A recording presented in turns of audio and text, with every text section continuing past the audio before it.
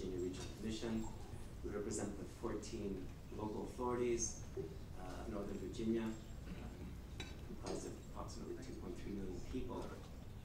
And it's a great privilege to be able to be here and stand before you today to introduce this panel of colleagues and friends who have been working together over the past 3 years to introduce arguably one of the most transformational paradigm shifts in local energy planning in the United States.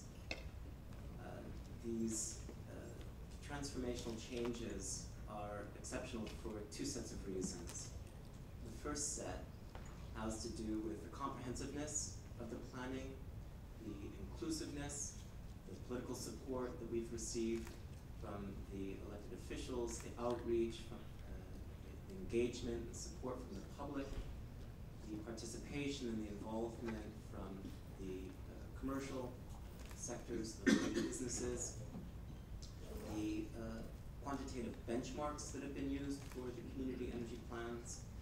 And these are relevant because in the United States, many local authorities are struggling with figuring out how they go beyond the establishment of very ambitious aspirational goals. I'm sure many of you are familiar with targets set by the U.S. Conference of Mayors, such as 80% reductions by 2050, and figuring out basically what that means.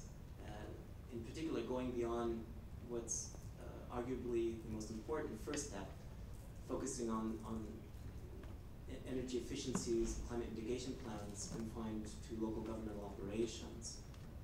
And the work that's going to be shared with you today by this panel addresses that.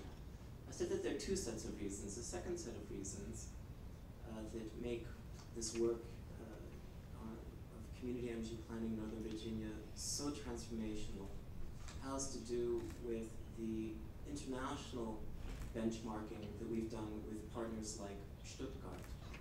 And that's relevant because far too often at the local level, international work is parked into the confinements and tightness of soft cultural exchanges. It's regarded as irrelevant, marginal, sometimes wasteful, unfortunately, because there's a lack of connectivity to domestic benefits.